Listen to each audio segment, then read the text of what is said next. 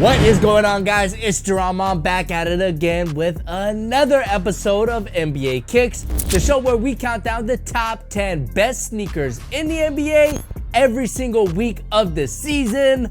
Today we have some very interesting kicks for you guys. We have one shoe that comes from a brand that I think is not being honest with us whatsoever. So I have a little investigation or theory on those. Don't worry, you don't have to wait too long to find out what shoe that is.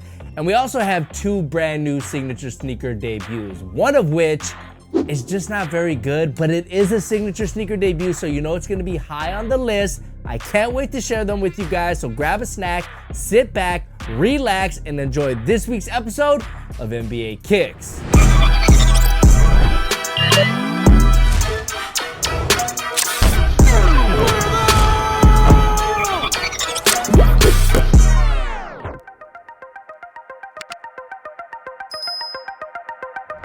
Starting off the list at number 10, we got Kelly Oubre with the All-Star BB Trilliant CX. Kelly Oubre knocks two birds with one stone.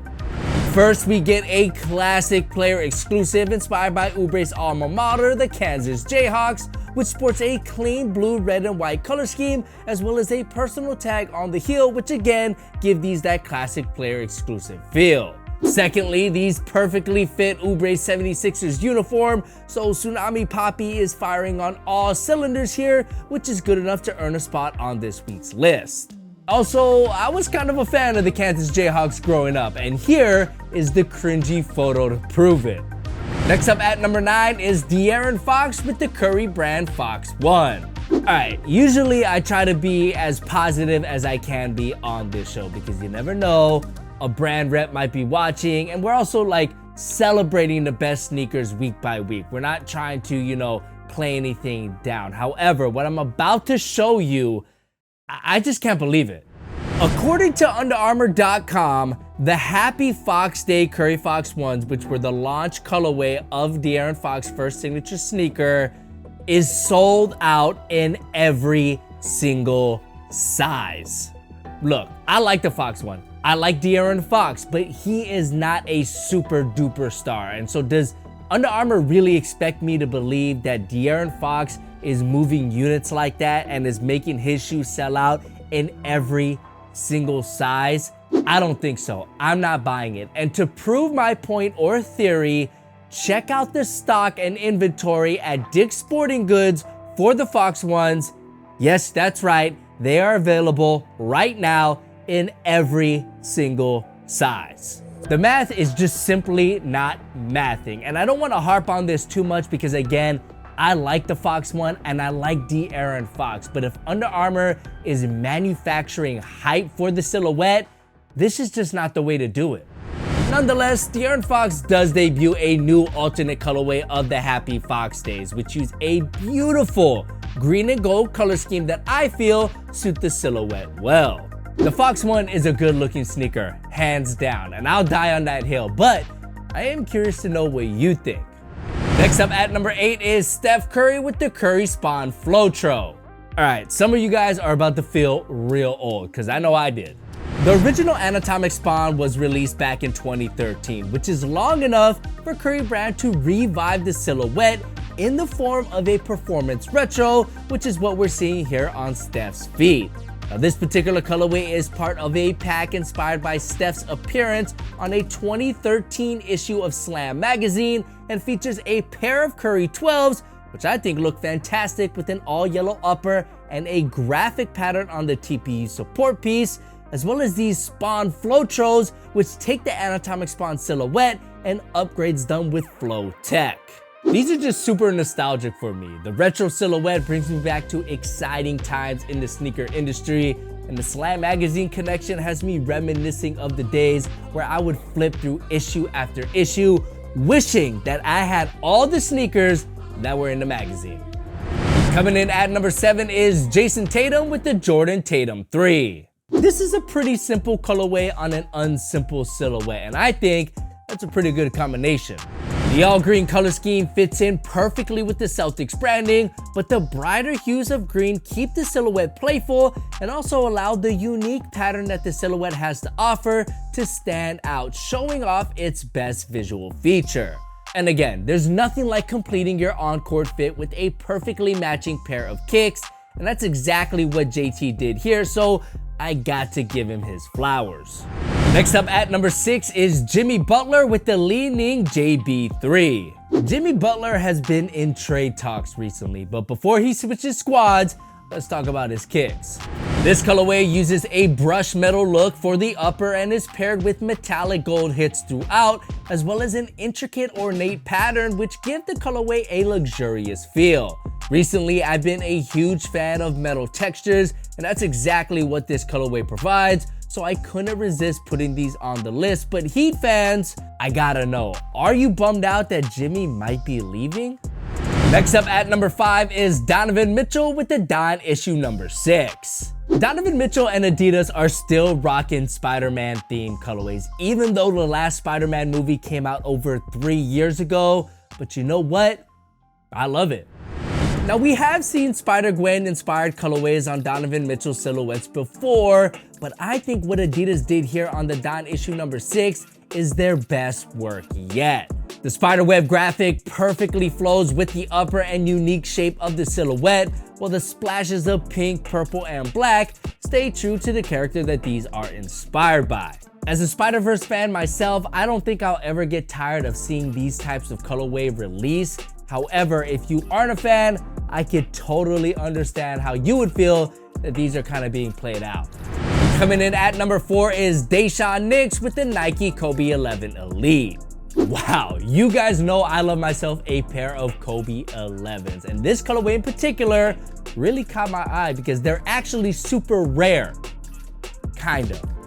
I think this colorway is a Nike ID with the multicolor fly knit option because I don't recall a retail release of a colorway like this. So if that is the case, this is a huge W from Daishawn Nix because he most likely is the only guy in the league with this exact colorway.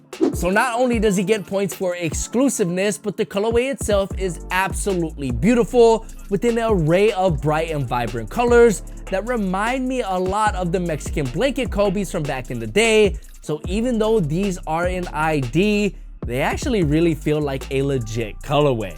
Also, fun fact, the Kobe 11 Elite is the shoe that I wore when I scored my career high in a rec league. Yes, I know it's a rec league, whatever, but 49 points is still 49 points, okay? Next up at number 3 is Devin Booker with the Nike Book 1. Here we possibly have the best colorway of the Book 1 yet, and it's also a collaboration. So Nike did release a Python snakeskin colorway already. However, the colorway we're seeing with a blue swoosh is a collaboration done by designer Hiroshi Fujiwara of Fragment. Fragment shoes have been highly collectible for years now. So the fact that Hiroshi was willing to work on a pair of Book 1s, to me that says a lot about the silhouette, which has come a long way because if you remember, the Book 1, when we got our first look at them, it was a very polarizing sneaker. Personally, I already love the Python Book 1s, and this colorway takes everything those did well, but adds some color and prestige with the connection to Fragment. So all around, this is just a big fat W for Book. Coming in as our runner-up is Nikola Jokic with the 361 degrees Joker 1. All right, so here we have the debut of Nikola Jokic's first signature silhouette, and I'm about to roast them. House rules here on NBA Kicks is that if you debut a signature sneaker, you automatically get the #1 spot. And that is the only reason why we are talking about the Joker 1 from 361 degrees. Because honestly, these look like some creative wrecks that you would see at Journeys. I'm just not a fan. The cut, the shape, the colorways, the materials, this is just not it for me. However, I do want to celebrate the fact that Nikola Jokic is the first Serbian-born player with his own signature sneaker. That, my friends, is pretty cool. And I'm really happy for Jokic. That's something we should all celebrate. But the product itself, I can't fake the funk. I am just not on board with it. But honestly, what else did we expect from a Nikola Jokic signature silhouette? I mean, we all know big men don't sell shoes, and Jokic in particular isn't the most marketable superstar in the league. So really, 361 Degrees was fighting an uphill battle with these. Finally, at number 1 is Kyrie Irving with the Anta Kai 2. Now, normally I like to wait until we get somewhat of an official press release for a new signature sneaker, but I just couldn't resist. We got to talk about the Kai 2s. The reason why I wait to talk about a new silhouette is because we just don't know enough about the shoe before an official release. And in this case, we quite literally only have this one photo of this one colorway, and that is it. Well, let's take a look, because from what we could see in this one photo is very promising for fans of Kyrie's signature silhouette with Anta, and it looks like it makes an improvement over its predecessor, with my favorite being the new materials. At least in this colorway, it looks like the Kai 2s use raw materials, or at least a synthetic raw material, if that makes any sense, with a nubuck-like upper that I think both looks visually better, and I can make the case for them being an improvement performance-wise. There's just something about the strength, feel, and durability of raw materials, and while they may be a little bit heavier than synthetic materials, and in some cases not as form-fitting, if you implement raw materials right, I think it is the hands-down best way to experience a shoe. Overall, I'm pretty excited to see more details of the Kai 2s, especially since Anta has been doing great with the 1s, so they've set themselves up with some high expectations here. But for now, they're doing a pretty good job, as they officially have the best sneaker worn in the NBA this week. Hopefully you guys enjoyed this week's episode. I thought it was a pretty interesting one. Those Joker 1s are just so, you know, you see them. You see what I'm talking about. If you enjoyed this week's episode, please hit that like button. It helps me out a ton. And subscribe to the channel for more sneaker and basketball related content just like this. My name's Jared. It's great having you. Catch you guys in the next one. Peace.